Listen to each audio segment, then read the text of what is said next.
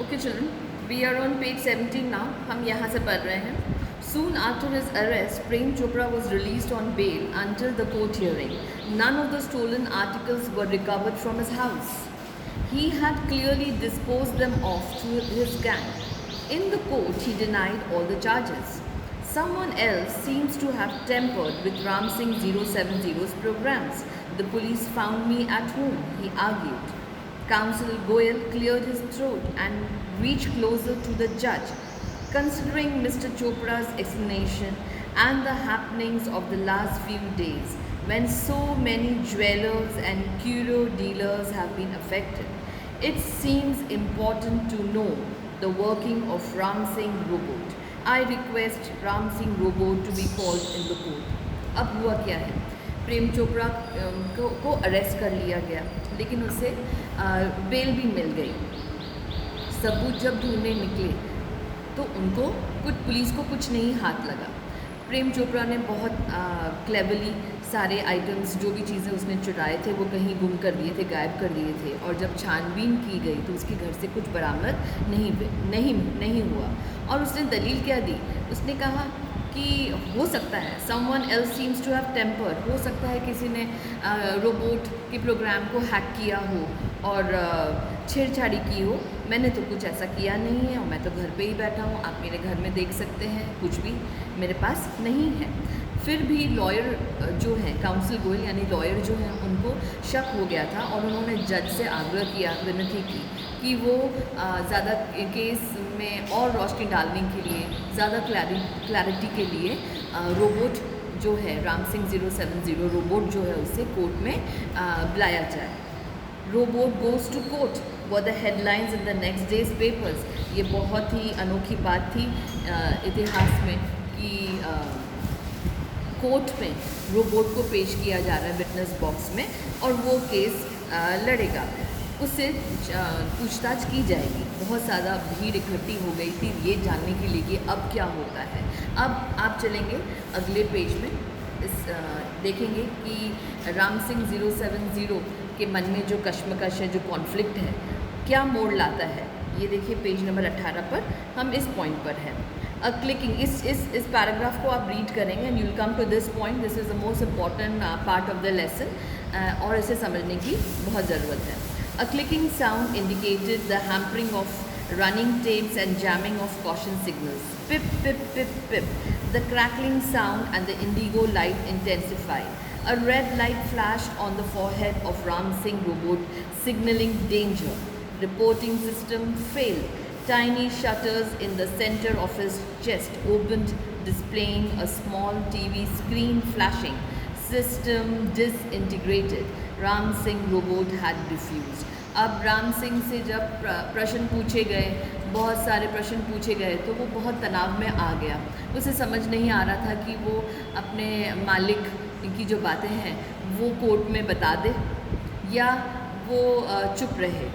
अब इस कश्मकश में उसके अंदर का सिस्टम जो है वो ख़राब होता जा रहा था और वो फैसला नहीं कर पा रहा था. There was too much tension on there was too much tension. ये जो एक इमोशन है, भावना, वैसे तो रोबोट इज़ अ मशीन, उसे प्रोग्राम किया जाता है, रोबोट में कोई सेंटिमेंट्स नहीं होते. लेकिन जब वो ये सोचने लग जाता है कि मैं अपने मालिक के अगेंस्ट जाऊँ, ऐसा सबूत दूँ, या मैं चुप रहूँ. अगर वो अगेंस्ट जाता है तो उसका मालिक जो है वो पकड़ा जाता है और अगर वो चुप रहता है तो बहुत सारे लोग जिनकी यहाँ चोरियाँ हुई है, जो इस केस से रिलेटेड है, उनको हानि पहुँचती है. वो झूठ कहने की बजाय ये सोचता है कि वो खुद को ही नष्ट कर दे, खुद को ही डिफ्यूज़ कर दे और सब कुछ बना रहे. ये एक भावना जो इंसान में होती है वो एक रोबोट में आ जाती है. इसलिए लेसन का नाम रखा गया है द ह्यूमन रोबोट. इस कश्मकश में कि वो क्या करे और क्या ना करे, वो खुद को ही डिसइंटीग्रेट, खुद को ही डिफ्यूज़ करना उचित समझता है. Oh no, cried the salesman of super robots. He is diffused, he is dead. There was a hush in the courtroom. Hush yani sannata. Silence prevailed for long in the courtroom. The counsel cleared his throat and said, robots do not cause harm to people and neither can they disobey their masters. ये inbuilt था। अगर आपने पहला video देखा हो तो उसमें हम इस पॉइंट पर थे कि उसके इनबिल्ट सिस्टम में 3 सिद्धांत थे कि वो मालिक से हमेशा वफादारी करेंगे, उन्हें डिसोबे नहीं करेंगे, उनके हर आज्ञा का पालन करेंगे और वो किसी इंसान को कष्ट नहीं पहुंचाएंगे। ये सिद्धांत हमने फर्स्ट वीडियो में पढ़ा था। Those instructions from Mr. Prem Chopra were not to be revealed। Prem Chopra ने हर वक्त उससे कहा था चोरी करने से पहले, ये टॉप सीक्रेट है, अपने जहन में रखना, अपने अंदर रखना, किसी को बताना नहीं है, वरना मैं तुम्हें डिफ्यूज़ कर दूँगा। अगर आपको ध्यान आ रहा हो, फर्स्ट या सेकंड वीडियो में हम इस पॉइंट पर थे। They could have been injurious to his own existence, a threat to the robot's life. If he revealed them, he would disobey his master. If he did not, he would harm others। अगर वो सच कहता है तो अपने मालिक के खिलाफ जाता है और अगर वो नहीं कहता है तो वो और लोगों को हानि पहुंचाता है। दिस कॉन्फ्लिक्ट, ये कश्मकश जो उसके अंदर चल रही थी, उसके वजह से उसका एंड, उसने अपने आप को डिफ्यूज़ करना ठीक समझा। He chose to break apart rather than tell a lie. Rather than tell a lie मतलब झूठ बोलने की अपेक्षा उसने अपने आप को ही ख़त्म करना उचित समझा।